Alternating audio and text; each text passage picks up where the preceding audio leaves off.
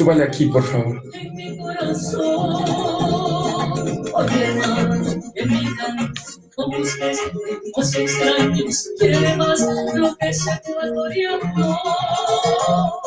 Soy el masillo, soy el vaso, más sacado, soy lanzante, cántame orgulloso, ecuatoriano. Conchado y queda, andador y cantado, entonar el buen serrano canto. Con Puruno y Marina, como vas a ir a cadero no me sale a bailar.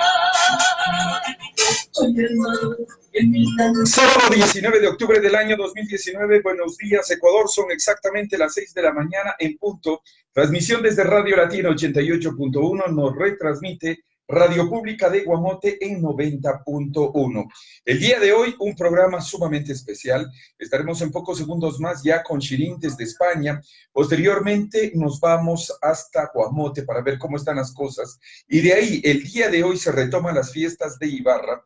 Va a estar la comunicadora Catalina Larrea a través del hilo telefónico con nosotros. Posteriormente, Alfredo Dávalos, expresidente de la Asociación Latinoamericana de Consultores Políticos. Vamos a ver qué es lo que, de acuerdo a los análisis, vamos a mirar los dos objetivos que han tenido las últimas movilizaciones y que tienen que ver con aciertos y desaciertos en el manejo de la información y la comunicación. Por supuesto, nos visitará Rodrigo Gómez de la Torre, quien es presidente de la Cámara de Agricultura, para escuchar las pérdidas y la globalidad de lo que fueran 11 días de paralización. Y René Yandún, quien es asambleísta. ¿Qué es lo que pasó? Aquí mirar la estrategia militar, la estrategia política que se tuvo durante los 11 días de paralización. No les canso más, señoras y señores, muy buenos días, bienvenidos y bienvenidas a Ecuador, país de contrastes. El día de ayer el presidente de la República envió ya la reforma económica para decirnos algunas cosas. Dice, el fisco espera recaudar 700 millones con la propuesta legal. El proyecto no incluye un incremento al impuesto al valor agregado, elimina el anticipo de impuesto a la renta y simplificación para el pago de tributos a los pymes. Respecto a las reformas laborales, esto será enviado en las próximas semanas y la focalización de subsidios todavía no tiene un rumbo cierto. ¿Y por qué? Porque todavía no está el nuevo decreto ejecutivo que es el que va a suplantar al 883. Y también el día de ayer les debo indicar que en horas de la tarde y noche fue enviado el veto presidencial a las reformas al Código Integral Penal. Buenos días, Ecuador, 6 de la mañana con 3 minutos. César Armando Bermeo. Buenos días, bienvenido. Muy buenos días, estimado Ángel. Buenos días a todos los radioescuchas de Radio Latina 88.1 y de Radio Pública de Guamote. ¿Cómo están? Muy buenos días, un buen sábado. Hoy que todo sea con la bendición de Dios y sobre todo haciendo conciencia de todo lo que está pasando en nuestro país y alrededor, en toda América y en Europa, que está un poquito convulsionada la situación. Con toda la buena gana, mi estimado Alguerín, con toda la buena gana de seguir adelante, seguir con la buena comunicación, siempre con ética y más que todo, con honestidad. Así es que eso, mi querido Alguerín, vamos adelante y vamos a darle el paso en este rato en Europa a Shirin Guerrero. Shirin, muy buenos días, ¿cómo estás? Buenos días, amigos, buenas tardes. Aquí en Madrid es la 1 de la tarde. Pues contenta de poder volver a la radio, a este espacio que siempre nos abre para poder informar de manera consciente a todos los amigos que nos escuchan todas las mañanas. Y también preocupada por los diferentes levantamientos que se están dando a nivel mundial, tanto en Barcelona, aquí en España, como en Chile también, como lo que ocurrió en Ecuador. Pero bueno, la gente también quiere alzar la voz de lo que está sucediendo. Listo, y también tenemos el tema de México, que no lo debemos olvidar, señoras y señores. El presidente de la República de México, para mí un grave error, es detenido el hijo del Chapo Guzmán y posteriormente, ¿qué es lo que sucede? Le tiene que soltar porque algunas poblaciones como Culiacán se levantan y ahí sí es narcotráfico. O sea, las manifestaciones fueron ya no solo de terror, ahí fue bala, plomo y todo lo habido y por haber, Shirin. ¿Verdad? Que los gobiernos tienen que tomar medidas, pero muchas veces hay cosas que se les van de las manos y no saben cómo actuar. En este caso vemos este desarrollo que se vivió en México y que me quedé consternada porque no es un poder más grande que el poder estatal. Definitivamente. Esa capacidad de poder dar marcha atrás a un acto que es lo más, que debe ser tomado como algo está. Efectivamente. Bueno. En reporte desde Europa tendremos este día un foro económico en el cual se habla sobre los impuestos a la energía para apoyar la energía renovable. En este foro también se habló sobre las medidas económicas que se desarrolló en el Ecuador y cómo esto se ve en la parte europea, pero también cómo se ve desde Europa a los otros países. Efectivamente, ese es el reporte de Shirin Guerrero a los amigos ya de Radio Pública de Guamote a través de la 90.1. Estamos ya conectados, señoras y señores, y vamos inmediatamente con Ángel Delgado, quien se encuentra en el GAD municipal de Guamote. Ángel, las cosas han vuelto a la normalidad allí en Guamote luego de 11 días de paralización. Buenos días. Jorge, buenos días, estimados Radio Escucha a nivel local, nacional e internacional. Dentro de esto queremos destacar, sí, muchas gracias. Luego de, aquí en Guamote la paralización se inició a partir del 3 de octubre hasta los domingo 13, hasta domingo 13, hasta donde los ecuatorianas, especialmente en Guamote, Chimborazo, quienes estuvieron allá en Quito capital, y ellos lograron domingo de noche la noticia que el presidente de la República le dio, que deja sin efecto este decreto 883, de lo cual los guamoteños chimboracenses retornaron hacia sus destinos, hacia sus comunidades.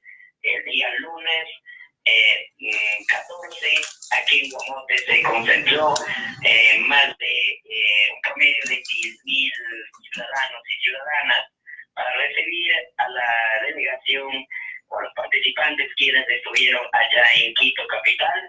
Recibieron con aplausos, lágrimas, carteles, saludos, abrazos, quienes dieron muchas gracias a la gente quienes participaron.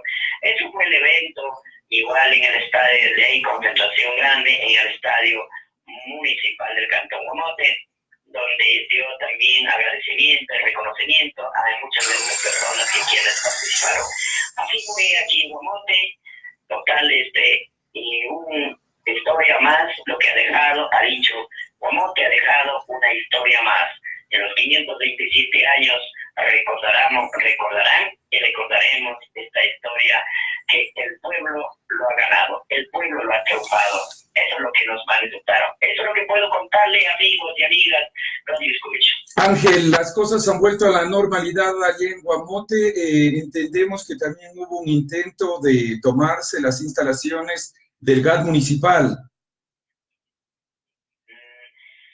Bueno, en esto cabe mencionar mucha gente, muchas personas querían aprovecharnos en este levantamiento indígena. Muchos de los dirigentes o líderes políticos de los diferentes movimientos y partidos políticos quienes querían ponerse al frente, pero la Asamblea de dijo no, el Parlamento indígena y la autoridad cantonal deben de ponerse al frente. Dentro de eso, claro que existían muchos amigos, líderes, lideresas, o quienes querían también ponerse al frente, y con eso a muchos no les gustaba, también a las autoridades quienes pueden estar ahí. Bueno, eso ha ocurrido, pero tomó la decisión la máxima autoridad, por ejemplo, de suspender las actividades, de sumarse a este levantamiento, a esta causa, para estar ahí siempre. Eso lo ha demostrado con el pueblo, las autoridades del pueblo han demostrado al pueblo. Eso es lo que puedo comentarle desde a partir del lunes se han normalizado las actividades normales aquí en Guamote. De la misma manera, el gobierno municipal con sus equipos camioneros, eso, la limpieza de la carretera en su territorio, en su jurisdicción, la limpieza desde ahí, normal la circulación, normal las atenciones en el gobierno municipal. También ya esta semana, a partir de miércoles y jueves, son ferias que ha desarrollado normalmente la feria. Esto es lo que ha ocurrido en Guamote. Muchísimas gracias, mi querido Angelito. ¿Y con qué palabra nos vamos el día de hoy, por favor? Lo que diríamos de esta palabra es Pandaya mi canchi y Pandaya mi canchi viasca con ataca pasta china ganchi. Somos unidos, siempre estando unidos, lograremos a vencernos. A ver, pero repita por lo menos solo la primera. Pantancha. Pandaya mi canchi, somos unidos. A ver, pero repítale solo esa. Pantancha. Pandayami canchi, somos unidos. Eso es en español. Muy bien. Pandayami canchi. Mi querido Angelito, muchísimas gracias. Radio Pública de Guamote 90.1. Entonces ya nos quedamos enlazados y continuamos la programación. Gracias, Angelito, y saludos a todos ustedes y bendiciones. A continuar con el trabajo, porque es lo único que debemos hacer los amigos. Bajar el lomo y seguir trabajando. Gracias, mi querido Angelito. Buenos días. Así es, muchísimas gracias, estimado Jorge, muchísimas gracias. Durante esos días habíamos pasado informando a la ciudadanía. El deber de comunicadores, el deber de medios, somos para informar, para comunicarnos. En eso hemos pasado. También somos los comunicadores reprimidos, han querido bajar los morales, pero no nos caigamos en eso. Somos comunicadores solamente para decir las verdades. Muchísimas gracias. Gracias a usted, mi querido Angelito, efectivamente. Y el ser comunicador trae los riesgos. Trae riesgos que muchas veces no nos damos cuenta, otros que quieren solo aparentar esos supuestos riesgos y que se hacen ahí las víctimas. No estoy de acuerdo con la violencia, pero también que no se me vengan a hacer. Hay mucha gente que quiere aprovechar. Y bueno, estamos con Alejandro Núñez, quien dice presente. Aquí está la verdadera información. Víctor Manuel González, ¿a dónde vemos, mi amigo? Aquí, pues. Y Nicolás Di Napoli, desde Argentina. Buen día, Olguerín. Buen día a todos ustedes, mis queridos amigos. Oiga, acá en esta pantalla no puedo visibilizar, pero antes de irnos a escuchar el reporte de Shirin, yo sí quería hacer algunas reflexiones, César, y especialmente en torno a esta nueva movilización que está convocando el Frente Unitario de Trabajadores. Y aquí sí guardo yo completa distancia de estos señores que, como siempre he dicho, César, ¿dónde están? ¿A quién representan? ¿Dónde trabajan? ¿Dónde trabajan? ¿De dónde sacan dinero? Ahí está. O sea, unos oportunistas. Permítame decirle que inclusive yo le vi por ahí pululando al eterno presidente de los servidores públicos y ¿A cuál? al señor Miguel García Falconi, que no sé también qué es lo que está pasando con los servidores públicos. Nadie habló del tema de las reformas laborales, nadie habló de la quitada de los 15 días de vacaciones, nadie habló de un día de sueldo. Entonces, no sé, o sea, ¿qué están buscando? ¿Qué quieren? ¿O qué es lo que van a pedir ahora? La verdad es que yo con la dirigencia de los trabajadores en general igual no comulgo, porque yo la verdad no entiendo, ¿no? El señor Tatamuez era dirigente campesino y después asomó como dirigente de los trabajadores, y hay un montón de cosas ahí que no cuadran, ¿no? Como por ejemplo los audios filtrados del señor Ayala Mora, o sea, todas esas cosas como que sí, aparte de que ya la política en el Ecuador está totalmente acabada, porque digo, no tiene no hay honestidad en la política, peor con ese tipo de cosas, ¿no? Audios, dirigentes que no asoman, dirigentes solo asoman para el paro. Vea, pero yo siempre me preguntaré, ¿de dónde y de qué vive el señor Tatamuez y esta dirigencia? Porque si yo no trabajo, no gano, pues. No gano, o sea, y además ellos a quién representan, cómo es que se van eligiendo, de qué se trata esta nueva movilización, o sea, ¿de qué estamos hablando? O sea, si es por las reformas laborales, permítame decir, está muy tarde, porque ya derogó Claro. el decreto. No, a ver, cuidado, Cecita. Derogó el decreto. Sí, pero el decreto 883 tiene que ver con los combustibles. Claro. No tiene nada que ver con la reforma laboral. Pero sí hicieron anuncios. No, pero, a ver, pero no estaba enviado. No estaba enviado. Así es. Ya. Entonces, hay que decir a la gente lo que es. Pero eso le digo, Lenín, pero si hubiera sido bueno que ellos aparezcan. a socializar, a conversar, al diálogo, y no asomaron, pues.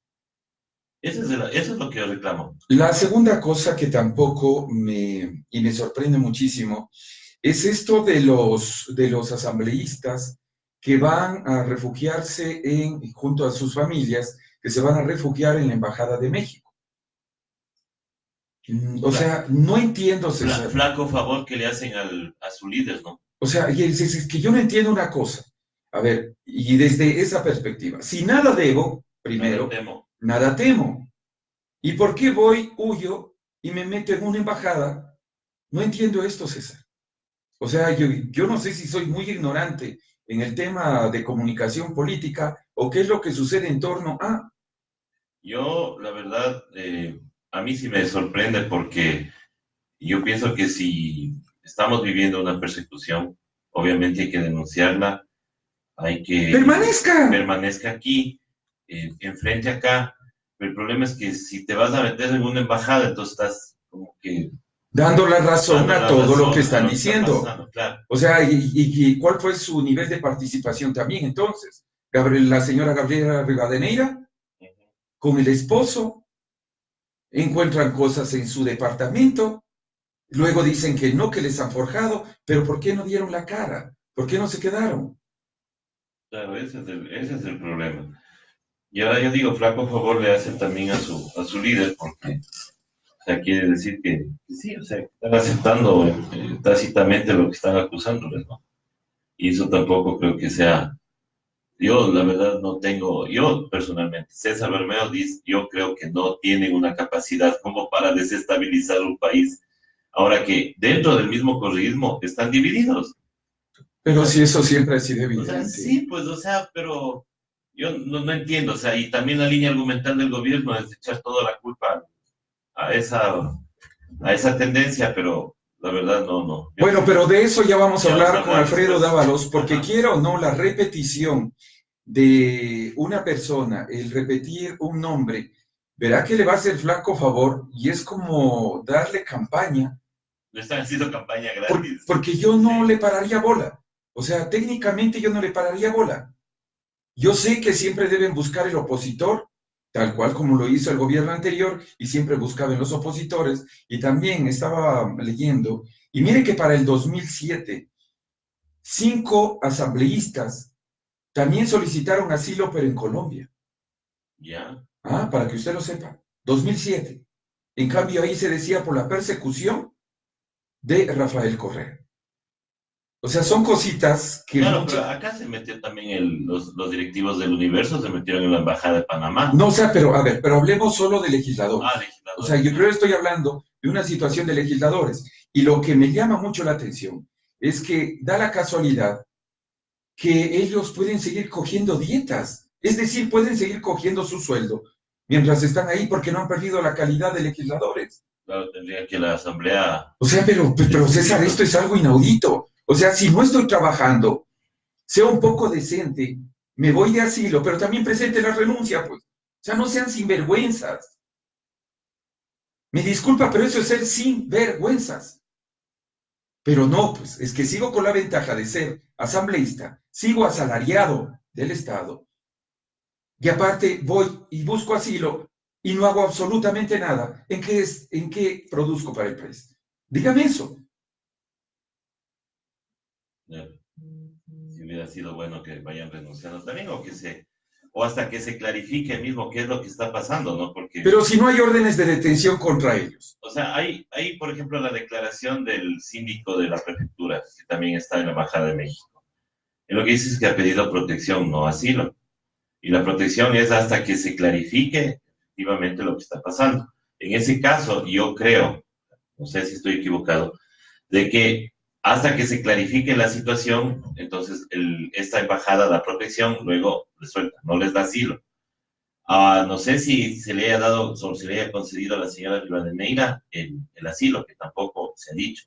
Lo que han dicho las autoridades mexicanas acá es que se les está dando protección, no asilo. Pero ¿y entonces? Hasta que se clarifiquen Pero hasta que se clarifique qué, o sea, si ni siquiera hay una demanda, no hay una orden de captura, no hay nada contra ellos. Pero es que eso es peor, pues, Olguerín. ¿Qué? A ver, no hay orden de detención, no hay orden.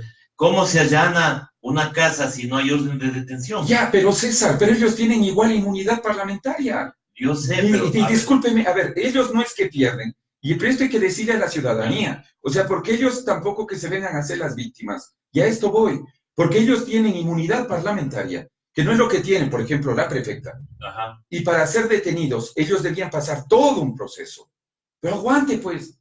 Claro, o sea, a eso es a lo que vamos, pero de ahí las arbitrariedades, como por ejemplo hacer un allanamiento a una persona que no tiene orden de detención, eso también es violar derechos. Pues. Bueno, pero para eso previene la Comisión Interamericana de Derechos Humanos, justamente para ver qué es lo que pasa, pero tampoco se venga a ser la víctima, o sea, bueno, eso es a lo que voy, o sea, huyo inmediatamente, oye. Pero es que eso digo. Pero además, ¿cuánto tiempo antes estuvieron en este trámite? Porque eso es lo que la gente también debe darse cuenta. No es que yo voy y golpeo la embajada de México y le digo, vea por Dios, deme asilo y en ese momento le dan, o le dan protección, como le quieran llamar. El señor Patiño ya está en México. Por eso. Me imagino que él puede haber hecho sus oficios por allá. Por eso, pero entonces ya estuvieron tramitando desde mucho tiempo atrás. O sea, esto es a lo que voy, César. O sea, ahí sí, o sea, sí le doy toda la razón al Green, pero también, o sea, veamos desde el otro lado. ¿Qué hace usted si es que le van a allanar la casa y no hay un orden de detención? O sea, se está viendo que hay una flagrante violación a los derechos humanos. O no hay debidos procesos, entonces también... Dígame, a ver, pero aquí le consulto nuevamente, y perdón que insiste en esto. Solo dígame, ¿qué orden de allanamiento, qué allanamiento se ha dado contra la casa, la vivienda del asambleísta alterno Luis Molina? ¿Qué allanamiento se ha dado contra la vivienda del señor Carlos Viteri Gualín? Eso le digo, no, en el caso de Rivadeneira... No, a ver, pero es que están los dos adicionales. Sí, pero a ver, de Viteri lo que tengo conocimiento es que había la orden, pero no se ejecutó porque obviamente ya se... No se cita, aquí son las pruebas. Las pruebas. Las pruebas, o sea, yo voy al cántaro. Pero yo le digo lo que sabemos nosotros, o sea, que sí había. No, lo que ustedes sabían. Otra cosa es lo que se ve en papel.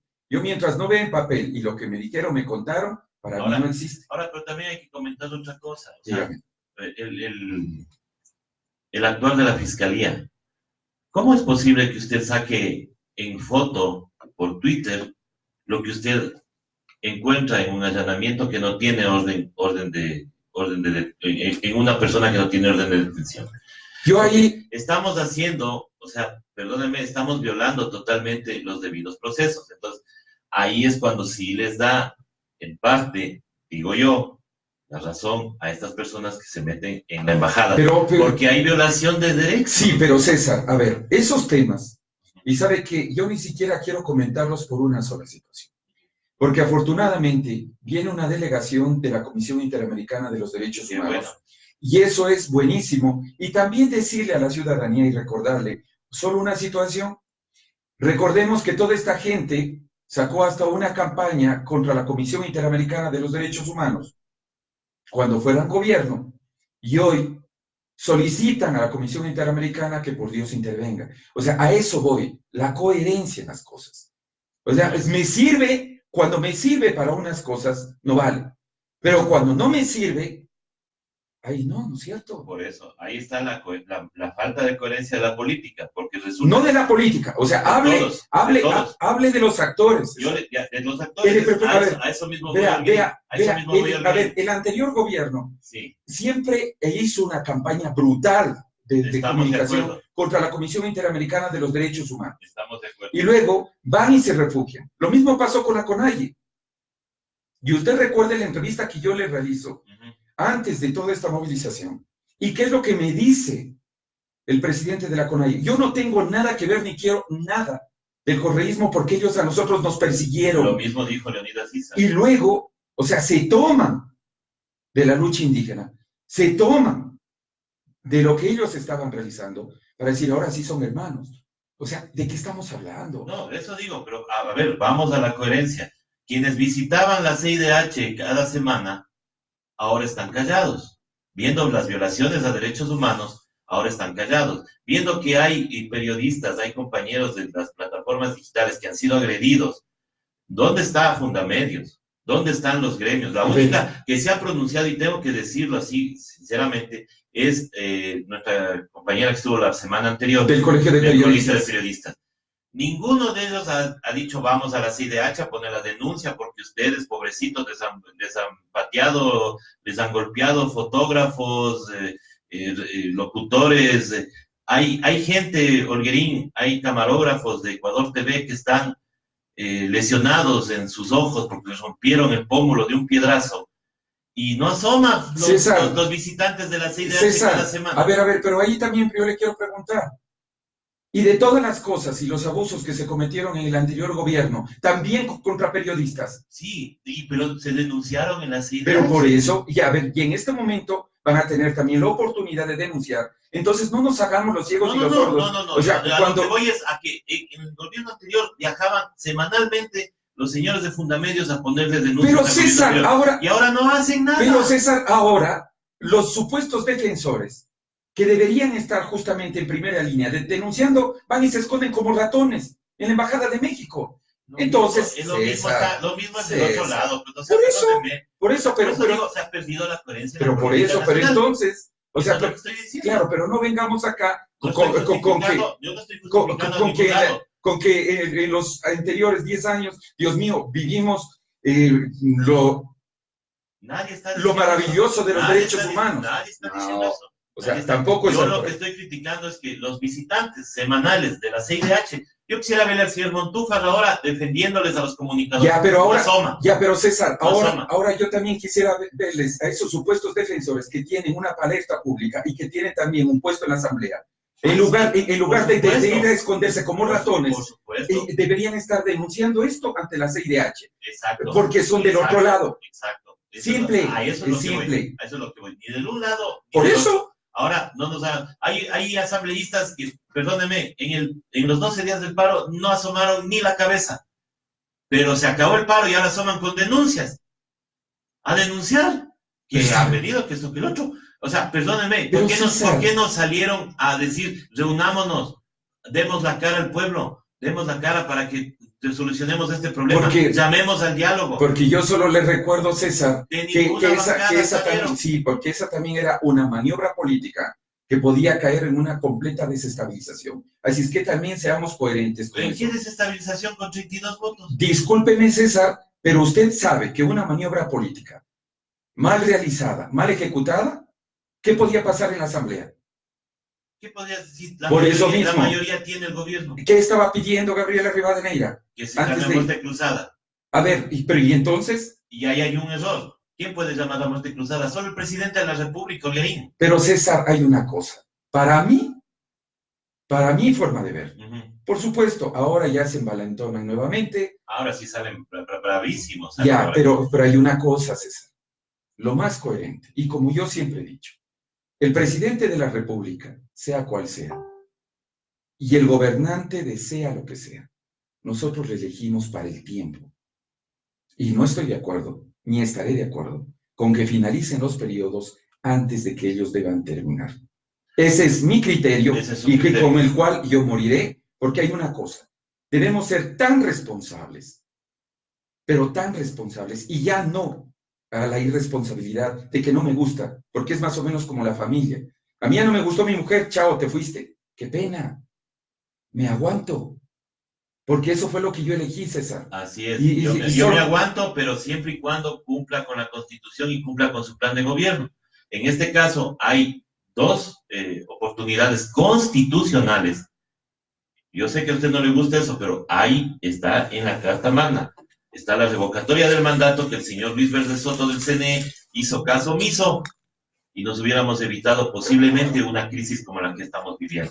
Posiblemente, pero no dio paso. ¿Por qué? Por ese mismo afán de estar violando la Constitución. La muerte cruzada solo la puede convocar el presidente de la República. Pero mi querido César, aquí hay... Van y se reúnen. Aquí hay dos sectores completamente opuestos, que les sirven las cosas cuando están bien y a los otros les sirve cuando están mal. O sea, aquí es solo por conveniencia. Y esa es la política ecuatoriana. Eso digo, si hacemos un símil con otra crisis que tuvimos, o sea, nos vamos a dar cuenta de cómo es, perdónenme la expresión, pero cómo es de hipócrita la política en este país. Pero estamos dando cuenta. Pero ¿y cuándo la política ha sido por lo menos coherente? Perdónenme, la política debería ser... Debería. Y en las aulas nos enseñan eso. Exactamente, en las aulas nos enseñan eso.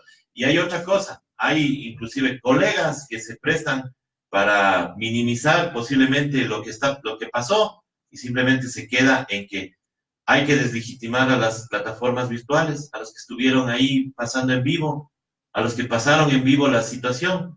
Entonces ahora es bonito desde un escritorio, por ejemplo, a quien me estoy refiriendo. Pero diga los nombres, pues. Ya el señor Moposita de Sonorama dice que como no hay un muerto con bala, entonces no ha habido represión. O sea, y los vaciados los ojos, los rotos la cabeza, y los mismos policías vaciados el ojo. ¿Qué pasó, pues? O sea, minimizamos, ¿qué? Para esconder lo que pasó. Hay un montón, hay 8 muertos, pues, y no lo dicen las redes sociales, lo dice la Defensoría del Pueblo. Hay 1.500 heridos, hay desaparecidos, que todavía no se esclarece. Entonces hay que preocuparnos, pues, ¿no? César, es que ahí hay una cosa, y lo que le estoy insistiendo, eso lo debe determinar ¿quién? La Comisión Interamericana de Derechos Humanos. Por supuesto. Y que sean bienvenidos justamente para que se investigue qué fue lo que sucedió. Y que dejen hablar a la convergencia de medios digitales, indígenas y comunitarios. Ojalá les reciban. Eso es lo que pedimos. Porque ellos también tienen derecho a denunciar. Así es, pero César, para eso, y le insisto en algo, ¿dónde están esos supuestos defensores de los derechos humanos que van y se esconden? Eso mismo digo. Así es que, ¿dónde estarán? Así es que, bueno, son las 6 de la mañana con 33 minutos. Vamos con el reporte de Chirín y posteriormente ya nos conectamos con Imbabura porque hoy se retoman las fiestas de Ibarra. Vamos entonces a citar. Vamos. La Fundación Alternativas, en colaboración con la Fundación Iberdrola, presentó el estudio Impuestos Energético-Ambientales en España, situación y propuestas eficientes y equitativas, de Alberto Gago y Javier Lavandeira, de la Universidad de Vigo, y José María Laveaga y Chiral López, ambos de la UNED. El acto de presentación se llevó a cabo en la sala Ernest Luch del Congreso de los Diputados. Entre las propuestas del informe destacan un impuesto sobre los billetes de avión que prevé una devolución para las rentas más bajas, la igualación al alza de los impuestos de la gasolina y el diésel o un impuesto sobre el uso de los vehículos por carretera, y subraya el escaso uso en España de este tipo de fiscalidad clave para la transición energética. El informe sostiene que la aplicación de los impuestos energético-ambientales redundaría en el ahorro energético, con efectos en general favorables sobre medio ambiente, bienestar y eficiencia. En España, la huella recaudatoria promediaría unos 5.000 millones de euros y se conseguirían reducciones de demanda energética y emisiones de CO2 próximas al 5%, e impactos sobre el PIB, empleo, bienestar y precios modestos y positivos en muchos casos. Sin embargo, los sucesivos gobiernos españoles, sobre todo a nivel central, han sido reacios a utilizar los impuestos y cuando lo han hecho ha sido de manera no tan directa, como opción para resolver problemas regulatorios y recaudatorios puntuales. Teniendo en cuenta los importantes factores externos, no solo ambientales, asociados al transporte por carretera, las necesidades recaudatorias del gobierno español o la conveniencia de abordar los problemas asociados a dependencia energética y volatilidad de precios, parece aconsejable una importante reforma de la fiscalidad aplicada sobre el transporte rodado, que además sea equitativa. A corto y medio plazo, las acciones deberían orientarse a incrementar la capacidad recaudatoria y de corrección de externalidades de impuestos existentes. En este sentido, la primera medida que se podría adoptar sería la igualación al alza de los impuestos de gasolina y diésel. Y otra figura importante para incentivar la transición hacia un transporte más sostenible a corto y medio plazo es el impuesto de matriculación. Sin embargo, los autores consideran que a largo plazo será necesaria una transformación más profunda de los impuestos aplicados sobre el sector. Los impuestos tradicionales no tienen capacidad para abordar adecuadamente la mayoría de los efectos externos asociados al transporte, y un aumento importante de los impuestos sobre los carburantes puede producir un incremento de la carga fiscal para los propietarios de los vehículos más ineficientes, que generalmente son aquellos que no disponen de recursos para cambiar. Por ello, los autores recomiendan los impuestos sobre el uso del vehículo con impuestos variables en función de la localización, el momento del día y el tiempo del vehículo. Asimismo, el estudio propone un impuesto a los billetes de avión, similar a los que ya tienen otros países europeos.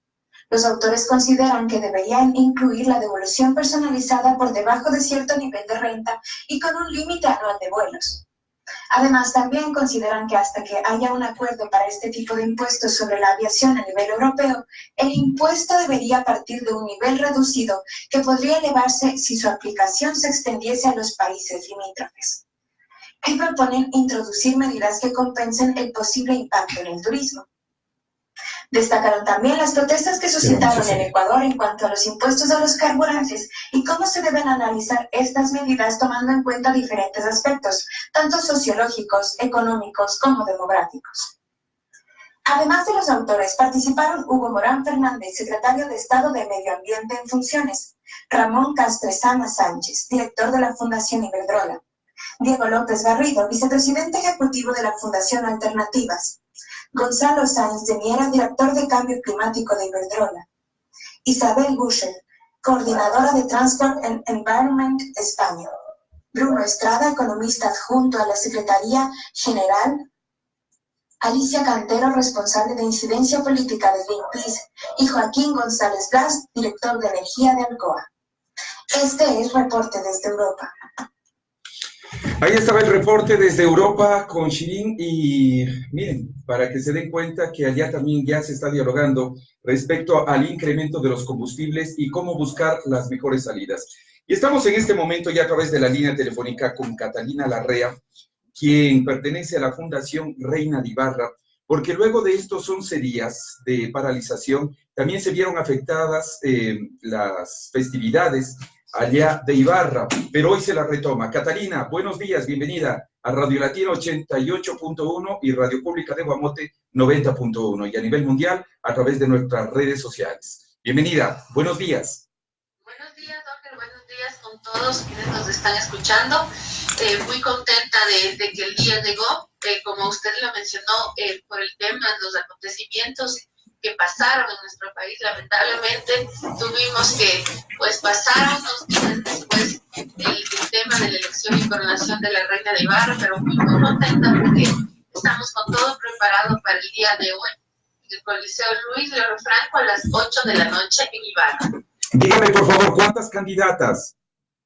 Son 6 candidatas, 6 valientes ibarreñas que se atrevieron a ser parte de este proyecto, a ser parte del trabajo durante un año, el trabajo que saben que lo tienen que realizar junto a la Fundación Reina de Ibarra. Y algo importante de este año es que cada una, para poder inscribirse, tuvo que presentar un proyecto para que se pueda implementar y que se lo pueda sostener en el caso de ser electa. Entonces, en esta noche estamos, para esta noche esperando que con muchas ansias ver que todo el tiempo que se han preparado las chicas, las diferentes invitaciones, las visitas auspiciantes, las visitas que han hecho, toda esta preparación, pues hoy en la noche ya vamos a conocer a nuestra nueva nuestra nueva soberana. Me llamó mucho la atención uno de los proyectos de una de estas jóvenes, en donde, por ejemplo, se habla de seguridad vial, y cuando tuve la oportunidad de hablar con ella, ella me decía,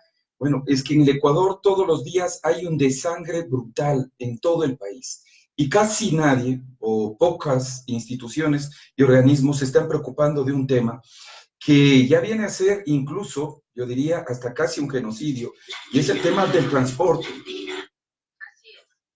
es, la verdad que hemos recibido propuestas muy interesantes y así es una de las candidatas, pues, dedicó su proyecto al tema de qué hacer en las vías, cómo portarnos nosotros quienes manejamos y quienes caminamos. Y es muy importante porque en verdad esto es algo con lo que vivimos el día a día y que debemos concienciar a todos los ecuatorianos para que dejemos de perder pues vidas en las calles y nuestros hijos crezcan con esta cultura de educación vial. ¿Aproximadamente cuántas personas se darán cita hoy en el Coliseo de Ibarra? Bueno, el Coliseo tiene un aforo de 4.000 personas, la entrada es gratuita y hemos entregado absolutamente todos los pases, entonces estamos muy gustosas de que hoy en la noche recibamos a todos los ibarreños y pabureños, a todos los ecuatorianos que nos acompañen en esta fiesta, porque estamos ansiosas de conocer quién continúa con el trabajo de la solidaridad, que es algo importante que hemos querido que se mantenga en nuestra ciudad. Perfecto, Catalina Larrea. Entonces, hoy en la noche nos estamos encontrando y quiero agradecerles infinitamente por haberme tomado en cuenta para apoyar en este certamen.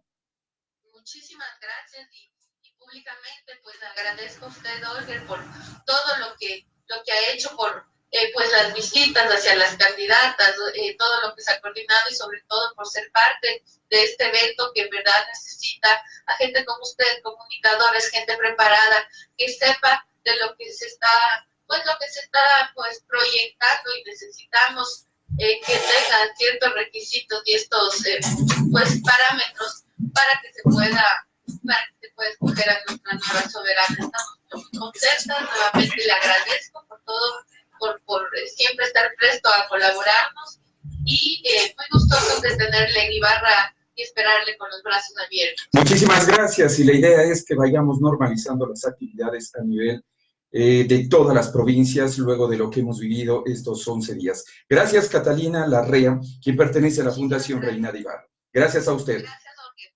Hasta más tarde. Muchas gracias. Gracias, hasta pronto. Bueno, continuamos a través de Ecuador, país de contrastes, y como ustedes escuchan, ya vienen normalizándose poco a poco las actividades a nivel nacional, luego de estos 11 días de paralización que viviera el Ecuador. Y tenemos a un invitado especial, Rodrigo Gómez de la Torre, quien pertenece a la Cámara de Agricultura y que también, por supuesto, pertenece a los empresarios del Ecuador. Nos vamos a conectar ya con él de manera directa. Gracias, Rodrigo, siempre por esta deferencia a nuestro programa. Necesario conocer no solo las pérdidas en números. Ayer escuchaba un noticiario que me hablaba de 250 millones, otros hablan de 500 millones de pérdidas, pero para el amigo común y corriente, como yo siempre digo, en su vida sabrá qué es siquiera $1 millón.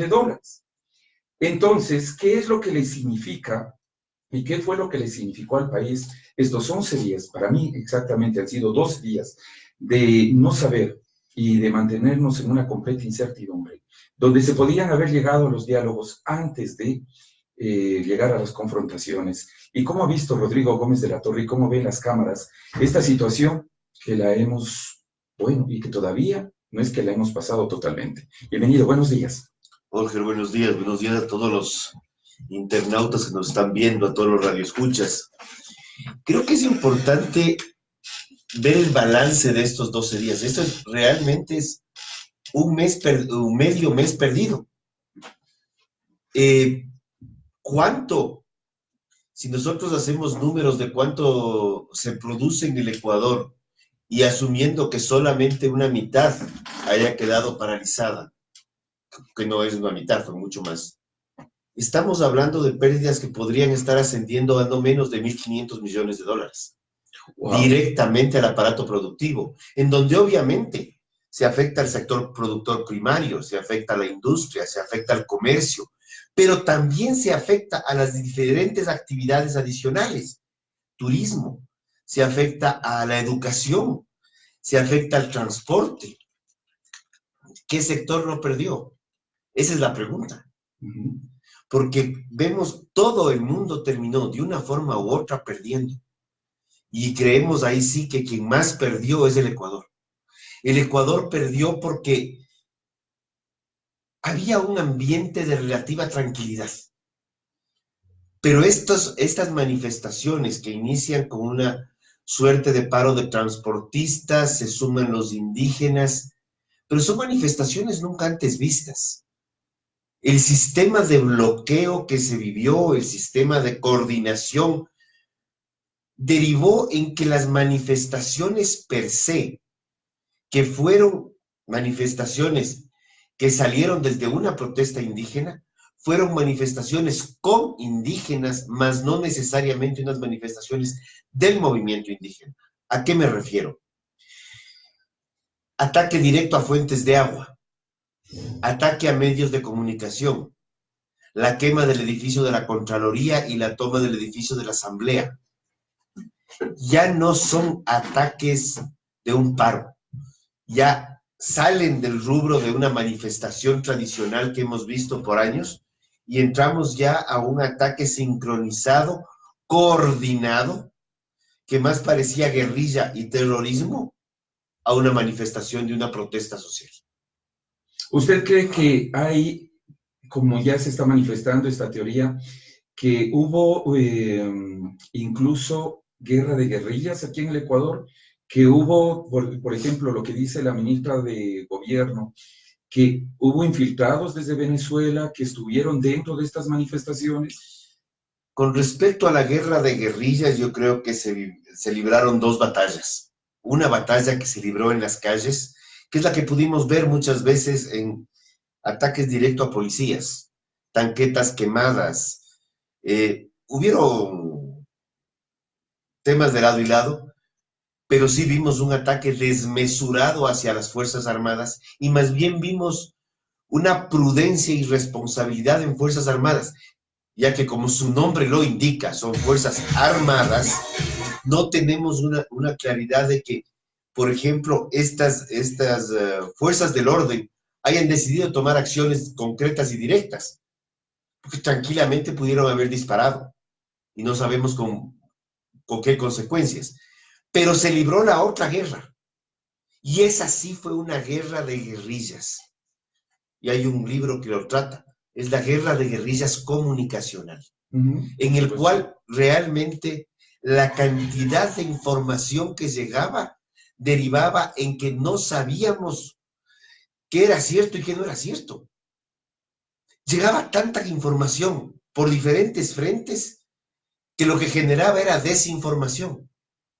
De pronto sonaba el tema y supimos mucho de Quito, pero no supimos la destrucción de los patrimonios de ciudades. Ibarra. ¿Por qué tenemos Guaranda. que destruir el patrimonio histórico de las ciudades? Ibarra, Guaranda, y vamos hacia el sur. Vamos a la Tacunga, vamos a Ambato. En Ambato con un ataque a las fuentes de agua. En ataque, eso se llama terrorismo. Eso no es una manifestación.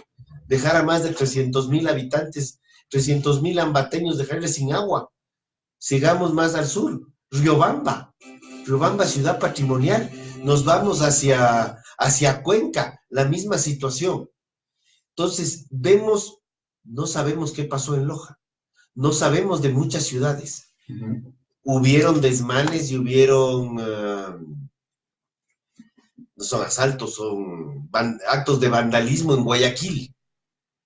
¿Qué pasó? Parecería que una sociedad en general se levantó en contra de todo por todo y contra todos, porque terminó siendo una batalla de todos contra todos, en las cuales un pobre taxista que lo que quería es trabajar, ganarse el sustento del día, ser atacado. Y esas son las pérdidas que vemos de ese día. Pero vamos con el taxista, al quien le apedrearon o le rompieron los vidrios, igual que a los buses, o le bajaron las llantas.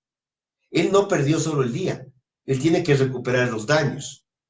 ¿Y qué pasa con el sector turismo? Que no solamente se generó un caos en el Ecuador, sino... Hubo turistas secuestrados. No sé si secuestrados, pero... Retenidos. Ilegalmente, porque no podían salir. No podían salir. Pues, pero, ¿qué es lo que sucede? Ok, el turista está complicado, pero las alarmas que se levantaron hacia el mundo entero generaron no las pérdidas del mes de octubre, que se suspendan tours y viajes de noviembre, de diciembre, de enero. Embajada de Inglaterra alertó, Embajada de Estados Unidos alertó, Embajada de España alertó. La Embajada de Canadá alertó, que son los principales fuentes de turismo para el Ecuador. Vamos al otro lado. Sectores agrícolas que no pudieron trabajar en el mantenimiento de cultivos, que tienen pérdidas de lo que no pudieron producir, más la siguiente cosecha.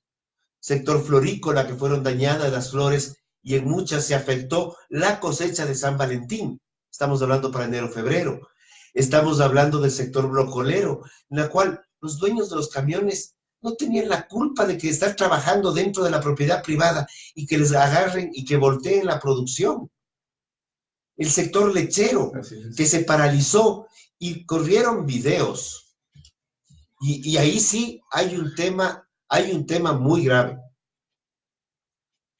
Vimos videos de que en centros de acopio de indígenas para indígenas, centros de acopio de pequeños productores, se obligaba a voltear la leche del tanquero a la tierra, por favor. Y otros jugaban carnaval. Con la leche. Con la leche, están los videos. Perdón, ¿qué está pasando? O sea, podemos decir que ya es una descomposición que se abrió. Es el tejido social roto. Parece que el Ecuador dio un salto al pasado de al menos 40 o 50 años. El Ecuador tiene que sanar estas heridas. Ya no sabemos si es que hubieron infiltrados, si son cubanos o son venezolanos o son marcianos. Los actos de violencia, vandalismo, suerte de guerrilla urbana en los ataques a medios de comunicación y casos como el de Ambato, que es para mí el que más me asusta, que son la población contra la población cortando los servicios de agua potable. Eso es terrorismo. Eso no tiene otro nombre. No sé, como la ministra o el no ministro o el general o el no general. Eso es terrorismo, eso está en libros de texto. Ya, pero Rodrigo, ¿qué le faltó al gobierno para justamente decir ya hasta aquí y haber esperado todos estos días para llegar al diálogo? Yo creo que ahí podemos hacer un sinnúmero de conjeturas, ¿ya? Y es muy difícil hacer conjeturas como, y voy a irme al caso del paro. Mucha gente decía, pero ¿por qué no sacan la leche para regalar si no pueden vender a la planta? Y la respuesta muchas veces era, porque hay fincas que no es que no quieren sacar la leche, es que no pueden sacar la leche y no queda más remedio que botarla, porque ni siquiera hay cómo regalar. O sea, ni siquiera hay cómo regalar. Entonces, ponerse en los zapatos del otro lado yo creo que es importante. Pero también sí creo, y esto puede sonar antipático, pero ya desde el gobierno pasado se venía discutiendo la importancia y la necesidad de la eliminación, y aquí sí me ratifico en la palabra, eliminación de subsidios. Y esto lo discutimos, se discutió en el gobierno en el 13, en el 14, y algo hacía que el presidente mismo dé marcha atrás y luego conseguía una deuda, y el país terminó altamente endeudado. Eso no es mentira, y seguimos endeudando. Hay que corregir la economía.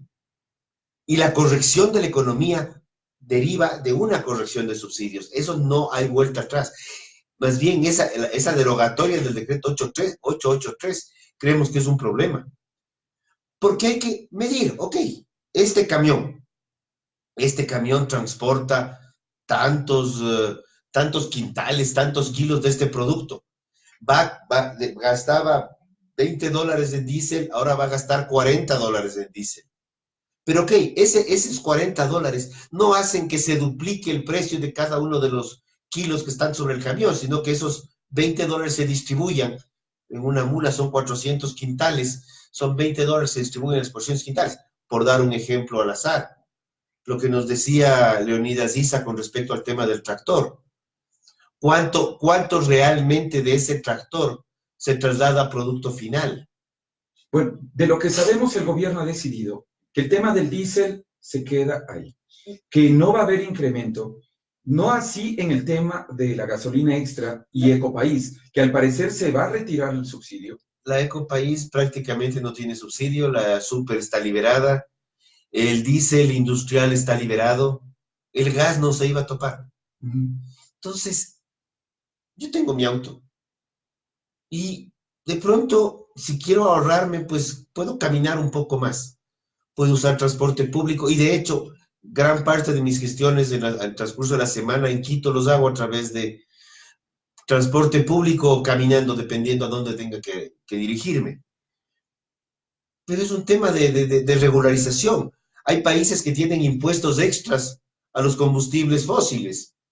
Aquí, en cambio, escuchamos algo que es un contrasentido, y con todo el respeto, y comprendemos, porque tuvimos el gusto de trabajar en Distrito Amazónico por muchísimos años. Pero Jaime Vargas pedía que tener una vía de 4 carriles hacia la Amazonía. La pregunta que yo me hago es, ok, sí, una vía de 4 carriles a la Amazonía agilita los viajes, pero ¿qué producción vamos a sacar? ¿Qué producción vamos a ingresar? ¿Qué tantos turistas más vamos a ingresar? ¿Cuál es el impacto ambiental de construir esa vía? ¿Y qué impacto ambiental va a tener esa nueva movilidad? Porque poner la vía es fácil. ¿Por qué no hacemos una vía al Yasuní de 4 o 6 carriles?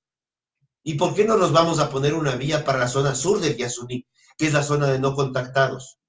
Porque el daño que vamos a causar es mucho más grande que tener una vía de 4 carriles. Pero, Rodrigo, la pregunta puntual, ¿por qué el gobierno no dialogó? O sea, no llegó a ese quinto día, cuando ya se estaba viendo que esto iba creciendo, y más bien ahí evitar. O sea, ¿por qué esperar 11 días? No tengo respuesta. O sea, me encantaría poder decir, a ver, yo estaba en el cargo de ministro de... Pero ustedes como sectores productivos, que ya estaban viendo, y esa era la cosa complicada. Planteamos que había que dialogar, pero ahí viene el otro tema. ¿Qué es lo que vimos nosotros de la noche del domingo? ¿Vimos un diálogo o vimos una imposición? El diálogo, y esto por otros aspectos, el diálogo es una negociación en la cual, como me decía un amigo mío, y esto la primer momento no lo entendí, me dice, ve Rodrigo, el mejor acuerdo es cuando nadie queda contento. Le digo, pero no, ¿cómo me puedes decir eso? Me dice, Rodrigo, el mejor acuerdo es en que las dos partes tienen que ceder. Aquí lo que estamos viendo es otra cosa. Aquí ha habido un proceso de ataque a la sociedad civil y lo primero que piden es impunidad, lo cual deja en claro que están conscientes que se excedieron. Están conscientes que se excedieron. Y cuando se hacía referencia al expresidente, inclusive Jaime Vargas decía, ustedes le dan mucho crédito.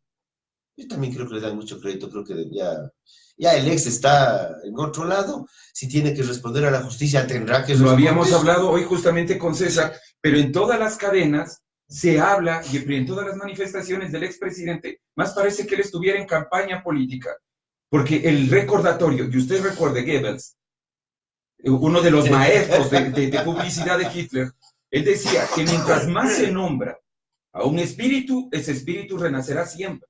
Entonces, incluso yo hablaría del expresidente. Ahí no hablamos de nombrarle, ahí es casi como invocarle, claro, como sacarle de las entrañas de los sitios oscuros donde puede estar. Y si hay un tema judicial, tráiganle a través de la Interpol. Pero ya, creo que el tema sí podríamos conjeturar si se demoró de más, si se demoró de menos. Lamentablemente no podemos regresar al pasado. Ya está, ¿dónde está? Pero también llamo la atención de algo. Mi amigo, y lo considero amigo y respeto profundamente a las centrales sindicales. Discrepamos muchas veces. Rodrigo, le voy a pedir un inmenso favor, Claro. porque nos dicen que en este momento nos vamos a una cadena nacional del gobierno y estamos retomando el diálogo. Vamos a cortar hasta aquí. Vamos a regresar en pocos minutos más cuando termine esta cadena. Por favor, espérenos. Ahí sí me haces de acuerdo al expresidente que nos cortaba las mañanas. ¿Cuál es tu página? Olger Guerrero. Estuve buscando, pero... Jorge Guerrero de la Cruz está. Olger Guerrero de la Cruz, claro. pero... Este de acá abajo. Página. No, esa es mi página. Entonces, ¿de dónde? No, Olger con... Aquí falta. Debe ser esta. Ya. ¿Y sabes por qué tengo esa? Porque le hago la entrevista a Jaime Vargas Ya, Jorgito, aquí estoy. 5 días antes de que comience todo esto. Y él dice y advierte, y nadie hizo caso. ¿A qué te refieres? A Que ver. él dijo todo lo que iba a pasar. Todo. A mí me llaman a las 2 de la tarde y me dicen, oye, solo en usted confiamos para que le haga la entrevista. Nos va a esperar en esto. O sea, está aquí la entrevista. Está subida incluso a la página de Ya. Twitter, a la de O sea, Facebook. Sí. Ya. Y él me advierte absolutamente todo. Y le digo, bueno, Pero también el nivel de ataque... 8:30 de la noche. Estoy esperando una gasolinera. Y después me dicen, ¿sabe que ya vamos a entrar? Sí. Y digo, ya, eran 10:30 y no llegaba una gasolinera. No llega. Así no llegamos. Ya. Fueron a ver, me llevaron a otro lugar. Ya. De ese lugar a otro lugar. 2:30 de la mañana recién hice la entrevista. Que se suponía que iba a comenzar a las 10. Y todo el mundo estaba a la espera de ver qué era lo que Ya. pasaba. 3:30 de la mañana se acabó la entrevista. Donde él dijo todo lo que iba a pasar. Todo. Ujú. Entonces todo está debidamente planificado. A eso voy. Yo creo que tengo una entrevista aquí sobre el famoso tema del suero de leche. Tengo mucho más cosas. Ya. Yo en el mes de febrero les dije, he hecho varias entrevistas. Ya. Este tema del suero de leche tiene un trasfondo político muy grave. Nada más. Cuando no está bien, Muchísimas gracias. a mí me van a decir No, no lo que sé. me digan, Ok. quien me diga. Ya. No tengo pruebas concretas, pero te puedo decir que toda esta manifestación de la Sí, sierra gracias, Jorge. se articuló y se planificó en función de este problemita del suero de leche, que es una y permitió articular la sierra. Porque por eso es que la costa no acaba de plegar. Por eso. La Amazonía es caso aparte, porque de hecho no sabemos nada de eso. Así es. Pero y de aquí en adelante, ¿qué pasa? Verás, de aquí en adelante ya no es un tema. De aquí en adelante viene la parte grave. De aquí en adelante viene una parte grave en quién confías. Están timbrando. ¿Quién es confiable? ¿Quién no es? Porque ya, ok, el Jaime Vargas y 4 jugadores con plumas, ya. Pero cuando vimos las manifestaciones, no eran los 4 jugadores con plumas. Era el vecino, Así era el de la es. tienda. Era... Cuando yo reporto el día sábado desde las calles, era la gente. Y eso no pueden ocultar. Que llegan barrios. Sí, Rodrigo, o sea, no se puede decir que solo era. digo, "Pi, yo tengo la propiedad en Patichua. Estoy a 21 kilómetros del Colibrí. Hay un pueblito de que tendrá 200 personas de todo y por todo con suerte, que es Patichuamba. Y al frente hay uno que tendrá 250. No va a ninguna parte, ni regresas de ninguna parte. Mi mayordomo me decía ayer, señor Rodrigo, No, ya hágale pasar, mijo. sí, señor Rodrigo, estaban quemando llantas en Santo Domingo. Amigo. Estaban quemando llantas en Santo Domingo. Señor Rodrigo, no hay ni con quién quemar. De hecho, se quemaron 2 llantas. Porque no había razón de... ¿A quiénes hacen daño ellos? Solo eso. Así es. O sea, porque si me dices que alguien iba, nadie. La gente se suicidó a sí mismo. Y las declaraciones del idiota del Mesías, con todo el cariño que le tengo, que vamos a salir en nuevas manifestaciones.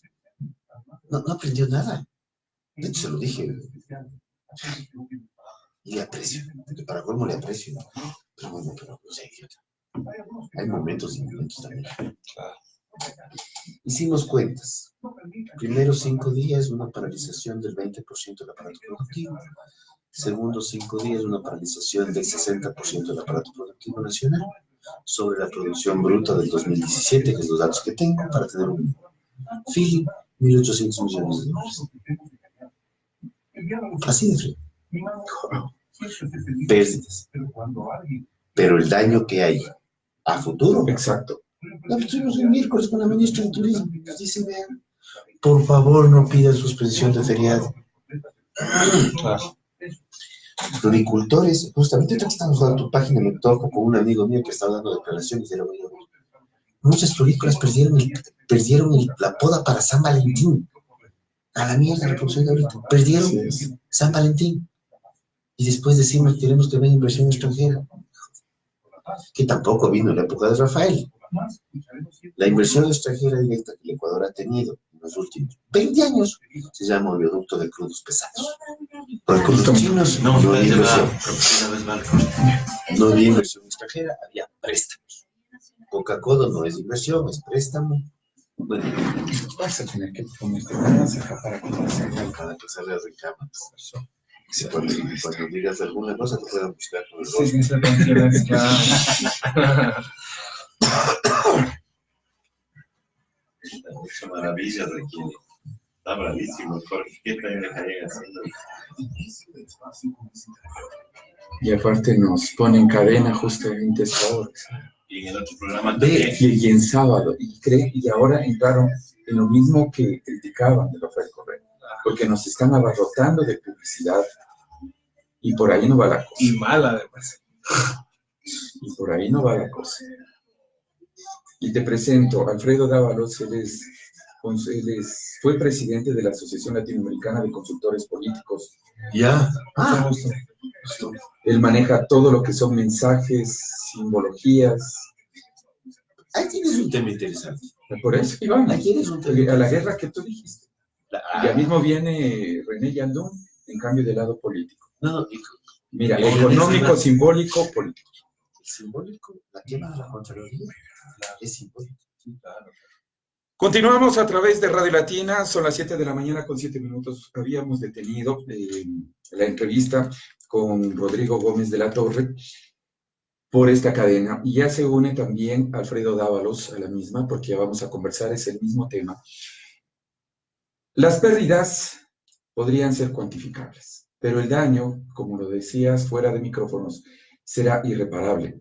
¿Qué es lo que viene a futuro, Rodrigo? Tú me haces preguntas muy complicadas. Me pides que me ponga en los zapatos del gobierno atrás de bastidores y por qué no negoció antes o si negoció, no sé. ¿Qué viene futuro? Necesitamos una recomposición del tejido social. ¿Cómo? Necesitamos volver a recuperar confianza. Necesitamos volver a recuperar producción. Y ahí es donde lo que estábamos hablando, me llama muchísimo la atención y lo digo, no tengo, podemos discrepar con Mesías Tatamuez en el fútbol, con Pepe Villavicencio, con quienes compartimos horas interminables discutiendo temas de salarios, temas de normativa laboral, pero luego de lo que el Ecuador acaba de vivir, convocar nuevamente a una marcha me parece absolutamente improcedente e irresponsable. Además, que convoca una marcha por un acaso, porque es por un acaso vayan a poner un paquete de medidas laborales, cuando hemos estado discutiendo esto por años, y lo único que ha hecho el Ecuador es perder empleo pleno, del 49% en el 2014, con la aplicación de la famosa ley de injusticia laboral en el 2015. Ahora estamos peleando el 38% en empleo pleno en el Ecuador. El Ecuador necesita tener empleo. No es solamente las nuevas formas de medir el desempleo, que el subempleo, que el empleo no adecuado, que... No. Empleo pleno es el que tiene todos los derechos. Ese es el 38%. El resto es empleo sin los plenos derechos. Entonces, con este tipo de manifestaciones, si les queremos bautizar así, que no son manifestaciones, porque hubo lo que conversábamos sobre esa entrevista que tú mismo me decías, yo le hice una entrevista a Jaime Vargas y Jaime describió exactamente lo que iba a pasar. Así es. Entonces, ya no es el supuesto, creemos que estaba planificado. Estaba perfectamente bien planificado todo. Caso contrario, no había cómo describir lo que venía. Porque si hubiéramos dicho que había desmanes y que habían infiltrados que atacaron por un lado de manera errática para generar caos, ya no es algo que se podía prever. Ya, al poder prever una situación como la que vivió el Ecuador, es porque estaba debidamente planificada y no se planificó en cuestión de las... Ve, chuta, el presidente ya se lanzó las medidas, hagamos un plancito para las próximas 3 semanas. Esto viene articulándose al menos un año. Vamos enseguida con Alfredo Dávalos, porque nos interesa también el lado simbólico. Esa guerra de la que tú hablabas, que se dio tanto en medios de comunicación como en redes sociales. Por un lado, los manifestantes que pedían que los medios asuman su responsabilidad y comience a ser transmitido todo lo que ocurría. Y por el otro lado, también comunicadores y también gente común y silvestre que comenzó a reportar qué era lo que sucedía. Al final, ganadores y perdedores. Alfredo. Olga, buenos días. Un saludo a los radioescuchas, un saludo a Rodrigo, un gusto compartir aquí. Bueno, efectivamente vivimos unos días muy complejos. Yo creo que Ecuador no vivía esto desde hace mucho o nunca había vivido algo parecido. Efectivamente, yo creo que después de todo lo sucedido, pues hay grandes ganadores, grandes perdedores. Yo creo que uno de los grandes perdedores, desde mi punto de vista, es el gobierno nacional, con el mal manejo y gestión de crisis, con el mal manejo de la comunicación, de haber podido evitar en algún momento todos los hechos. Efectivamente, el cerco mediático, ¿no? Algunos medios que no reportaban desde los hechos, y creo que nos queda demostrado cómo hoy el Internet y el celular se terminan convirtiendo en poderosas herramientas de comunicación, ¿no? Donde efectivamente prensa alternativa, algunos ciudadanos, como bien lo mencionas, nos permitieron ver mucho más allá de la realidad, ¿no? Y creo que eso es importante señalarlo. Comparto que sirvieron como medios de comunicación, pero también fueron gigantes de herramientas de desinformación. De guerrillas que se libró comunicacionalmente hacía que uno reciba un mensaje y no tenía idea realmente si era verdad, era mentira, qué estaba pasando. Y cuando tú salías a la calle no sabías por dónde comenzaba, pero las humaredas evidenciaban que había un problema y muchas veces nadie reportaba. Entonces Exacto. sí hay un problema. A ver, pero aquí también quiero sumar, ya que ha llegado antes de hora el general René Yandón, y le quiero agradecer porque este momento tenemos ya los 3 lados que a mí me parecen importantísimos. Un lado, el productivo, el otro lado, que es de comunicación, y el tercer lado, que es el lado político, y que también se está cuestionando mucho qué pasó con la Asamblea Nacional, por qué desaparecieron los asambleístas, qué fue lo que sucedió.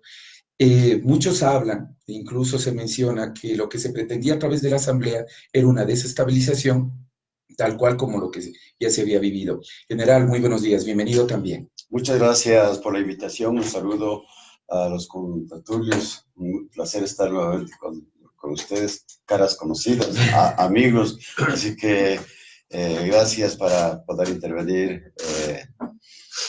Bueno, la verdad que, ¿qué pasó con la Asamblea en estos días?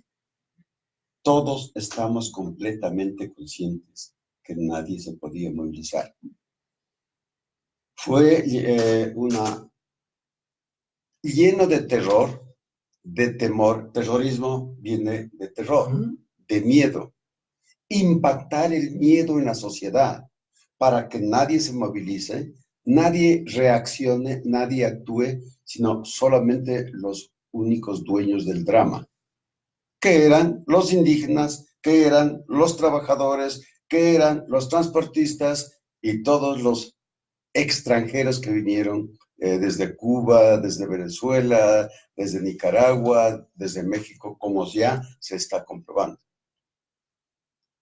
El blanco perfecto para un caso de esta naturaleza era la Asamblea Nacional, y así sucedió. Y si encontraba a los asambleístas trabajando dentro de nuestras funciones como corresponde, lo lógico es que haya una reacción como ya ha sucedido en años anteriores, que fueron sacados, maltratados, apaleados, con gases, inclusive fueron al hospital muchos asambleístas. Es decir, era una exposición. Pero podían sesionar en Guayaquil. Se pidió. ¿Ustedes pidieron? Exactamente, se pidió que haya la sesión en Guayaquil. Y ninguna de las universidades quiso prestar su local.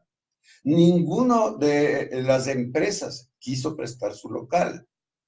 A tal punto que estábamos decididos para poder viajar a Santa Elena en la universidad, cuyo rector fue por un determinado tiempo antes de ser asambleísta, el asambleísta Jimmy Candel. Razón por la que se determinó que debíamos ir a sesionar allá. Pero da la casualidad de que tampoco había tránsito desde Guayaquil hasta Santa Elena. Y no había los aviones para que nos transporten vía aérea hasta Salinas. Entonces se hizo muy... Pues era un bloqueo total. Un bloqueo total, por un lado. Y por otro lado, ¿qué íbamos a resolver? Si estas son decisiones absolutas del Ejecutivo, resoluciones como decisiones políticas en las que las tomó el Ejecutivo y que tenía que resolver él mismo, más no la Asamblea, porque lo único que podríamos haber hecho es llegar a un campo de mediación o exhortar para que busque la solución el presidente de la República. Razón por la que no veíamos conveniente, y más bien, en tercer lugar, la dificultad de poder concentrar de las diferentes provincias a los asambleístas. Recordemos que prácticamente entre el 70 y el 80% de asambleístas somos de provincias y no podíamos movilizarnos. Razón por la que considero que no era necesaria la presentación, la reunión y el trabajo de la Asamblea. Estábamos hablando con Alfredo Dávalos respecto al tema simbólico. Para usted, en cambio, el gran perdedor en el tema simbólico comunicacional ha sido el gobierno nacional. Totalmente. Bueno, y coincido con Rodrigo, ¿no? El tema de las fake news me parece, sí es importante retomarlo, pero también la desinformación, o sea, no solo las fake news, sino también la desinformación o la falta de información por parte del gobierno, ¿no? Creo que en una crisis lo que un gobierno tiene que generar es certezas, nunca nos generó certezas, ¿no? Realmente hubo una falta de información, una falta de buscar una pronta salida, ¿no? Entonces sí, efectivamente, para mí uno de los grandes perdedores es el gobierno y también, ¿por qué no decirlo?, la clase política. Yo creo que fue un grave error. Cuando habla de la clase política, ¿quién? Por ejemplo, Rafael Correa, me parece que fue un grave error seguir dando declaraciones, seguir haciendo videos, tratando de incendiar mucho más y tratando de pescar a río revuelto. Muchos de sus líderes que también aprovecharon la coyuntura para salir, ¿no? ¿Cómo se llama? Sumarse a las distintas marchas. Me parece que también el propio Jaime Nebot, la propia alcaldesa de Guayaquil. Me parece que además del gobierno hay grandes perdedores, ¿no? ¿Jaime Nebot también fue otro perdedor? Sí, correcto. Yo creo que fue un gran perdedor. Yo creo que me parece que la gente desde su percepción esperaba que él tuviera un tema también, como señalaba el general, un poco más de mediación, un poco más de lograr, y me parece que también sus declaraciones mandó al monte a los indios. Pero sobre todo terminaron por incendiar mucho más, ¿no? Me parece que en vez de buscar también un tema de solución pronta, me parece que el tema de solo enfocarse en la defensa de la ciudad, me parece que a nivel nacional no tuvo el impacto deseado, ¿no? Retomamos lo que comenzamos la entrevista. ¿Quién perdió? Creo que esta vez podemos definir retomar los conceptos.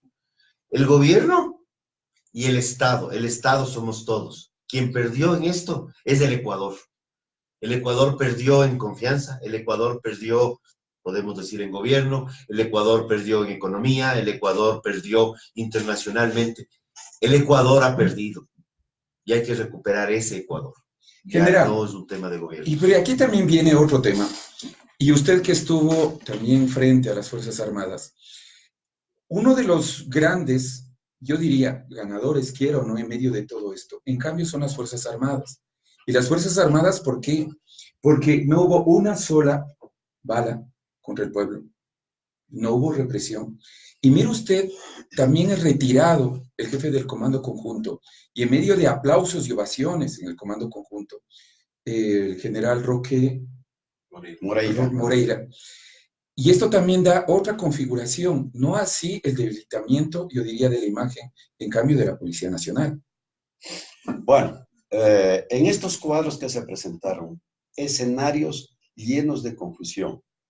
Yo estoy de acuerdo con Alfredo. Definitivamente, en una situación en la que hay la alteración de todos los medios, de todo el transporte, de toda la... allí lo que se necesita es la acción de la comunicación, la orientación oficial para determinar qué es lo que está sucediendo, qué es lo que está pasando y qué es lo que tiene que hacer el gobierno. Desgraciadamente, las ruedas de prensa fueron muy escasas y se daba cuántos muertos, cuántos heridos, pero no se determinaba qué es, quién conoce, por ejemplo, qué es el estado de excepción en el pueblo. El toque de queda. Ya, que fue una barbaridad. Entonces, por esa parte, cuando estamos en estado de excepción, quiere decir a máxima emergencia. Y para ello, lo que ha sucedido en gobiernos anteriores en el estado de excepción es que se ha llegado a la militarización. Recordemos que muchas veces se dividía por zonas o por provincias y había un militar que se ponía al frente y era el que disponía qué hacer con toda su población, qué hacer con los transportistas, qué hacer con los medios de comunicación, qué deben comunicar y emitir la información, porque esto es lo que militarmente llamamos es una acción psicológica. Acción psicológica para poder determinar qué es lo que pasa y qué es lo que sucede y qué es lo que se debe hacer. No lo hubo. Ahora, dentro del campo militar, yo lo único que pude ver realmente es que es un desequipamiento de las Fuerzas Armadas. Lo que pude ver y palpar es que salieron soldados y los militares desarmados y a enfrentarse con las turbas, con los tumultos. Y es exponerse físicamente. Y sucedió lo que vimos. Soldados, como se denomina patrullas, están conformados 10, 15, 20 hombres. Retenidos. Detenidos por los indígenas, vejados, quitados las botas, quitados a sus relojes, sus celulares, maltratados, insultados. Y eso no ha pasado nunca en la vida. Más bien han sido las Fuerzas Armadas quienes han puesto orden, han detenido a las turbas de la multitud, se ha capturado, se ha detenido a los cabecillas para que esto vaya terminando. Para usted entonces fue un mal manejo. Para mí, realmente yo no estoy conforme de la manera como se planificó y cómo se actuó para reprimir. Claro que hubieron sorpresas y fueron escenarios diferentes. Y esas sorpresas fue de que vinieron pues todos los extranjeros, todos los correístas armados, preparados y debidamente entrenados para actuar contra la fuerza pública. La fuerza pública no se esperaba este tipo de ataques. Ahora, perdón, pero hubo en realidad este tema de que hubo infiltrados. Absolutamente. ¿Está ya siendo comprobado realmente, general? Está siendo comprobado y verificado, tanto por la policía, tanto por Fuerzas Armadas, y allí nos lleva algo más. Son los mismos miembros, algunos miembros de la CONAIE, quienes ya indicaron de que sí, y que ellos mismos fueron los que los descubrieron y ya no les permitían actuar. Claro, cuando ingresan a la Contraloría, queman la Contraloría, luego son detenidos. Ya. Y después se aclara más el panorama cuando la exasambleísta Lourdes Tibán da sus declaraciones y dice claramente que él conocía a los excorreístas y a los propios indígenas correístas. ¿Qué más claro podemos decir? Más gente infiltrada que era reconocida por su estatura y que era reconocida por su forma de hablar, y que eran mexicanos, que eran cubanos y que eran